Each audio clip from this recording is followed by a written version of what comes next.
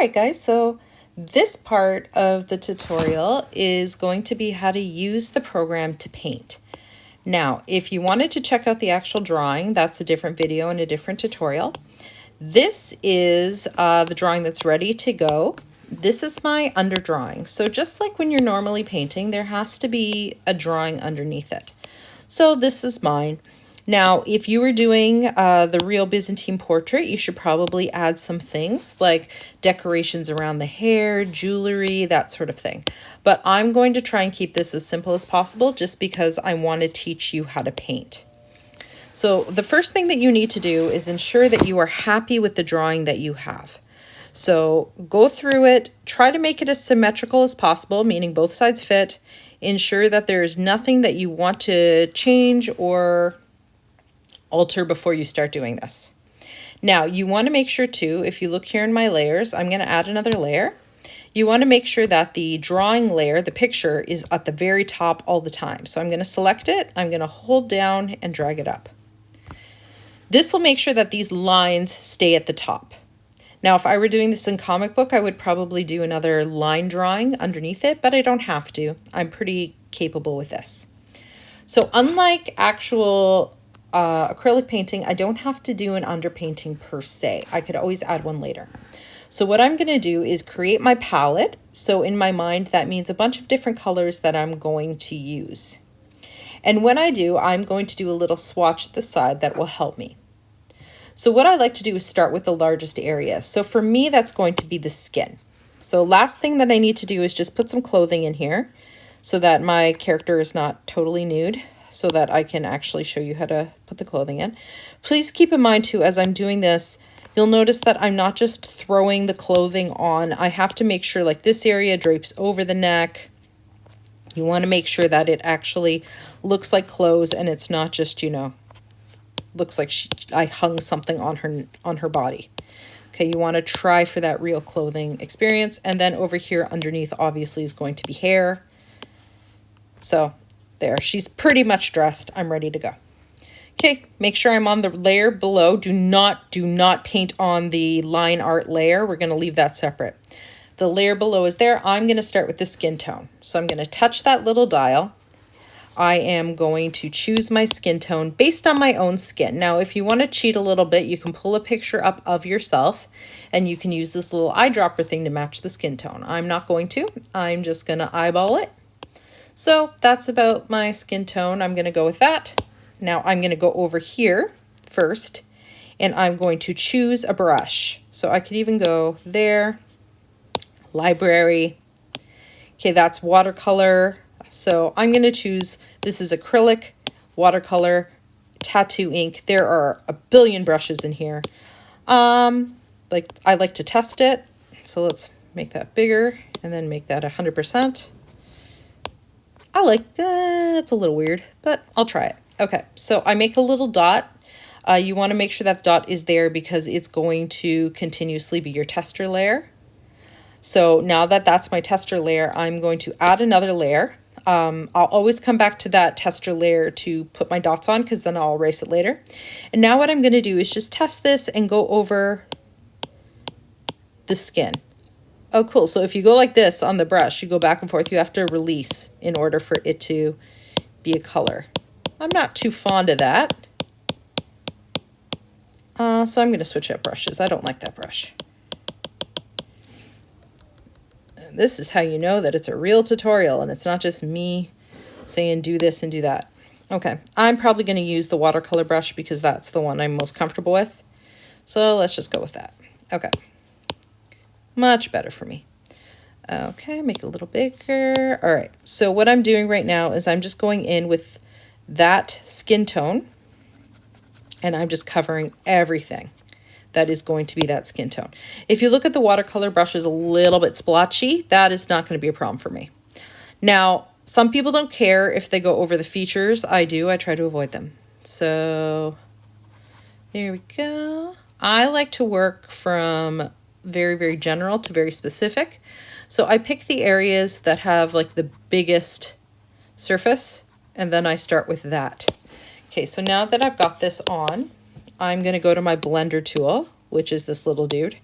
I'm going to make it big and I'm going to smooth it out. Okay, I love these blenders because they work more like oil paint. And so then I'm just going to smooth everything out so that I've got a nice flat surface to work with. Because the pencil layers are the layer below, I don't have to worry about making them smudge in with the paint. Okay, now that I have that done, I'm going to use this layer to work on the skin. Now, first things first, I'm going to clean up a little bit because I'm like that. Then I'm going to go a little bit darker for my shadows. Now, I feel I don't need to do this little dot again because I'm okay with it, but you know what? Why not? So then I go back here.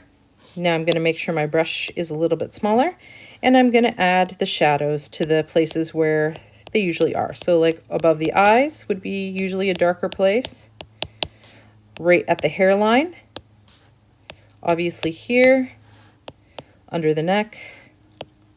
And again, I'm not really going from a light source. If you would like to use a light source, feel free. I'm just doing those generalized areas that tend to hold more shadow. So under the clavicles, under here, definitely under the nostrils. And if you're looking, I'm being very, very gentle with it. I'm not like coating her in shadow. I want to just be very soft, and then I can always add more later. Then I go back to my smudging tool, and I am going to go into the shadow and pull it out. If you go the other way, essentially it gets lighter. Okay. I'm going to have to re-add these a few times before I get the general level that I'm looking for. But right now what I'm just doing is a smudge to just kind of place it in the spot that I want it. And then again, I will go through it once more and just keep going back and forth and back and forth.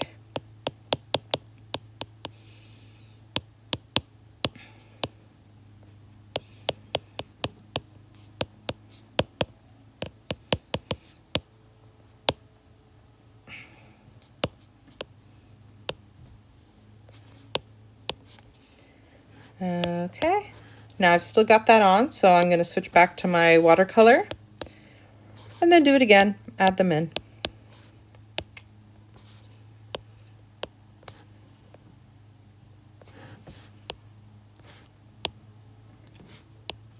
Like I said, you might have to do this a few times before you get to the right consistency and exactly what you want. Back to the smudger.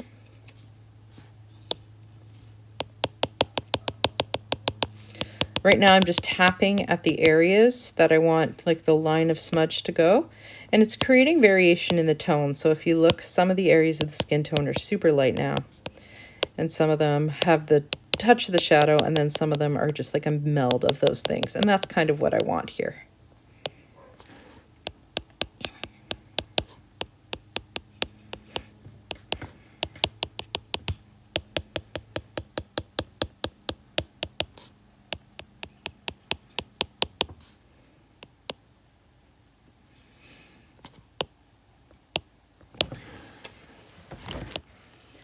Okay, and if you want to go lighter like I am right now, you just go into the light area and you drag it back up.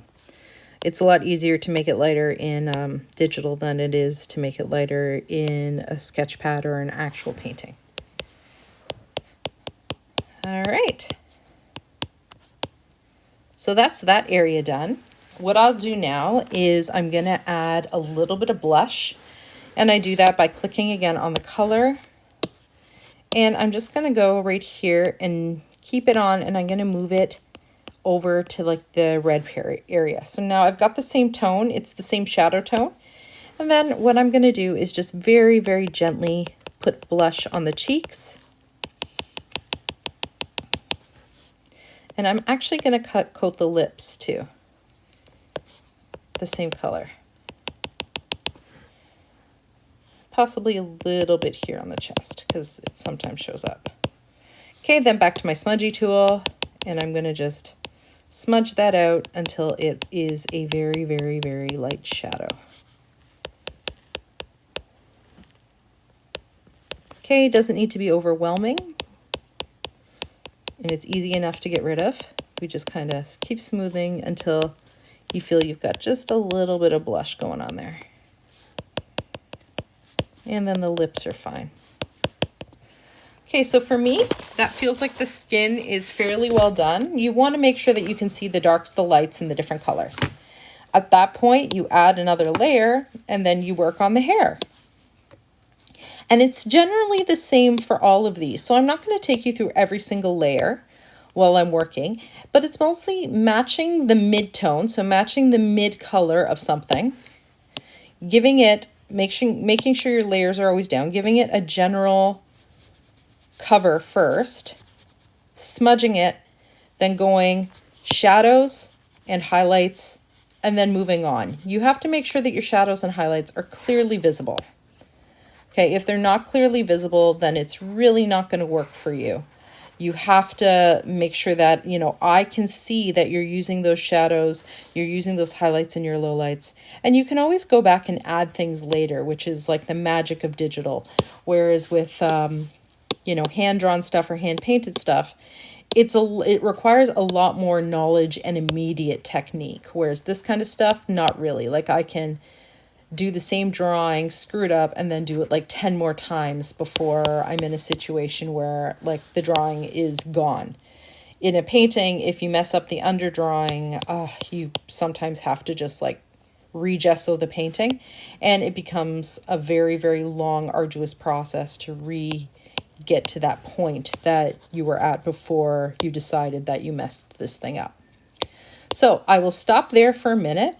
I will finish up the hair, and then the next video will be on doing the clothing and then doing the details. So those tiny little details that really just make the painting.